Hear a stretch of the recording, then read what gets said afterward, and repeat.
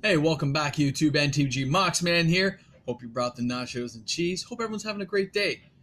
But nachos and cheese are actually more important than a good day. Do you know why? Because they can make you have a good day. Because after you eat them, you feel good, you feel full, you feel satisfied. A little cheesy goodness, some good meat. Tasty. All right, guys. Hope everything's going awesome.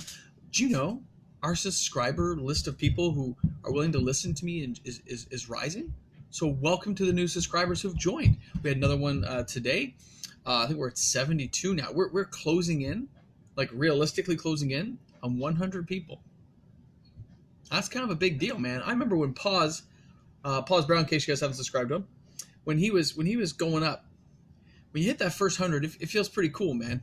Gotta be honest, it feels pretty cool. I'm not there yet, but if you like this channel, please hit subscribe and help me get there. That'd be awesome. If you know a friend, get them to subscribe. Maybe watch once in a while. Tune into a couple of videos. But it's funny if you notice though. After looking at the videos, guys, pardon me, little, I don't know, itchiness going on today in the eyes. I don't know if you guys realize this. I only average, most of my videos only get between 6 and 20 views at most. So most of the subscribers, like every other channel, they don't watch. They subscribe, one video caught their eye, they subscribe, and they move on, right? Maybe the odd time they catch the odd video. But we have a pretty consistent rate of people who watch the videos, which is awesome. And then some of the older videos, some of the videos I do seem to catch people's attention, not get subscribers from it generally, but you get a lot of people watching, which is kind of cool. I prefer both, but it's still kind of awesome. So thank you to the new subscribers. You guys are awesome. And I appreciate you guys taking the time out of every day to watch my videos and listen to what I have to say. Hopefully you find some of it informative. That's what I aim for whenever I get the opportunity. So today's topic. I thought we'd hit a little bit on the fact that Wizards is still pumping out a lot of product. If you look, guys, Theros has just come out still. Literally, I still got boxes sitting around here. I've got pack stuff right here. Oh, by the way, the foil full art lands already tanking. Good call, Tristan. Thank you. So if you look at that, guys, if we look and pay attention, what you'll notice is with the new products that come out, Wizards gets like, the hype train going. They say, hey, here's Theros. It's the next best thing. Theros is awesome. Theros is awesome. Theros is awesome. Theros is gone. Did you guys know Theros is done? We got to move on to the next one. Or the one before. Oh my God, look at this. Throne of Eldraine is going to be the best set ever. Throne of Eldraine. Theros. Promo boxes. Hey, let's go. Gate crash. You see, like, they've stepped up their game every time. Wizards is smart. Sorry. Wizards is dumb. Some of the people working there in their marketing, smart. Okay, now, we can say, as consumers, we're not going to buy it all. But that's up to you, the average consumer, to decide. I don't tell you guys what to buy and what not to buy, what to invest in, what not to invest in. I don't believe in doing that. Because if I get it wrong, you're mad. And you come back to me like 3-5 years from now, you told me. I'm not going to tell you that. I make recommendations based on the stuff I would buy. That's all. And I buy. I buy a case of something. In this case, a case of Theros. I open 2 boxes. I show you guys my 2 boxes. We open them together.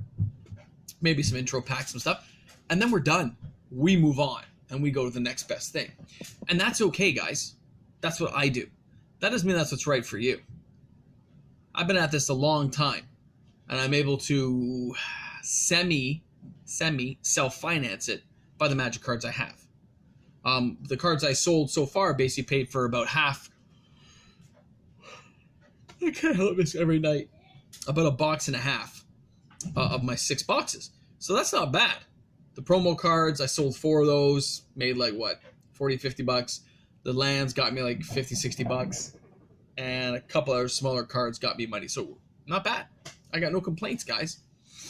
That's not for everyone, and not everyone has that cash. So I don't make those recommendations. But I've noticed that what Wizards is doing is they, as soon as they're done a set, they are moving on to the next set. I mean, of course, they've already had it in production. They've already had things done.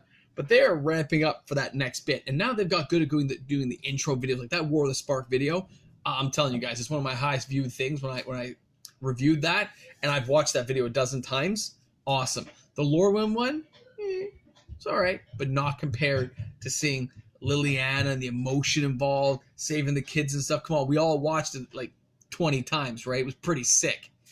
All right, now, if Wizards is watching, when you're pumping out all this awesome product, put the little storybooks back in the fat packs. That's why I bought them.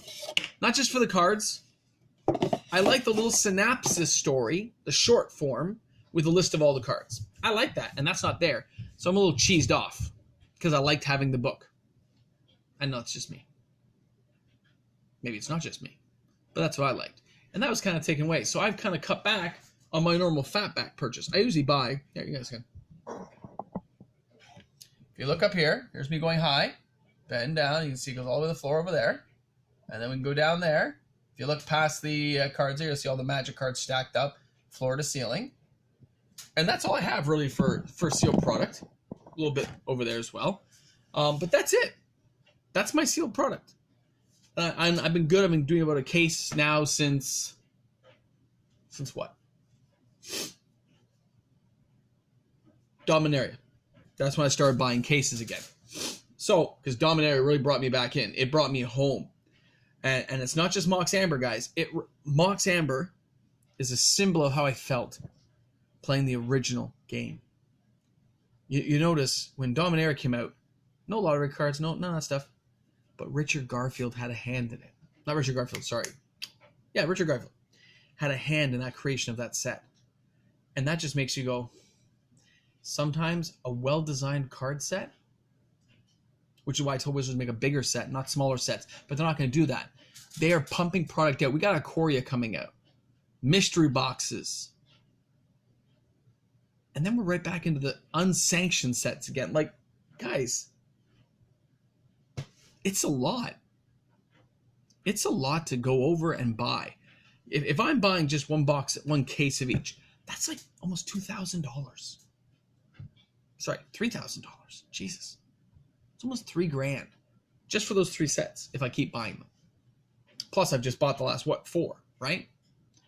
So you can see how this really adds up to a very expensive hobby. And if Wizards is not careful and they keep churning it out like they are, it's going to come back to bite them, boys and girls. It's going to bite them. The question is when. When will players have enough? I think they have to vary it a little bit, like I've told you before, where if you're going to have the collector boosters, if they're just doing it for like a little run, that's fine. If you're going to end it and go on to the next thing, that's cool. But if they're going to continue on something like this route, they got to make a difference between the standard box and the collector boosters. Something different in each one. And if you're going back to Theros or going back to Original Worlds, how about a Shockland that comes into play tapped? You take 2 damage, but you get to search your deck for another Shockland and put it into play and take 2 damage. Wouldn't that be cool? I'm just saying, like, they got to think a little more outside the box for the land cycles, and they can. They got smart people. I'm giving ideas out every day. So are the people on this channel. We're smart. We play the game. We know what we'd like to see. I'm not talking about super overpowered cards. I like good mechanics. But Oko was fun. I know they banned him, but Oko was fun. Bring back Oko. Unban him. We've got other cards out there, the Exile, Planeswalkers, Banishing Light. You've got stuff to take care of. Don't be surprised if they ban him soon. Just saying. All right, now back to the key. Churning and burning, bringing out lots of Magic sets. I know I'm going a little bit rants here right now. When they bring out all these Magic sets, the average player, the kids I see hanging out at the local LGS, they cannot. I've seen those kids go up with, like I used to do it, man. They got quarters, $1 here, and they're trying to buy a couple of cards. I saw a kid buying a couple of individual old Eldrazi cards, $1 here, 50 cents there, just to get the deck going. Awesome. Good for you, kid. You're playing the game, you're having fun. It's only costing you a couple of bucks, maybe for a few cards for your friends and you to look cool. Your version of cool, not our version of cool. I get it. Like, I can appreciate that because I remember being there. But as soon as that kid hits his first job, or he bugs his parent for an expensive card that maybe they can't, they're like, whoa, dude, are you kidding me? This card's like $40. It's a piece of cardboard. It's hard for parents to understand. If you're not in the game, it's hard to understand. But the Wizards player base, what we're doing in Magic, guys, the more we get young people involved, it goes outward. Like that pyramid I always talk about. It's like the never-ending Avon. You know, you get a person involved, people buy from you, get a person involved. Eventually the pyramid will collapse if you don't keep it growing, to keep the people at the bottom secure. I'm not a bottom player, either are you. The people who own the old stars, you know, Channel Fireball, Snowbells, all those guys, they're the ones who got in really early and made some serious money. Look what they control the market, basically, man. Then there's people like me. We're just, you know, we're old school players. We've been around for a while. The best I can do is put my fingernail on the edge of Mox Amber. And a few of us have just put a few edges of fingernail on the product supply of Mox Amber just to see what happens.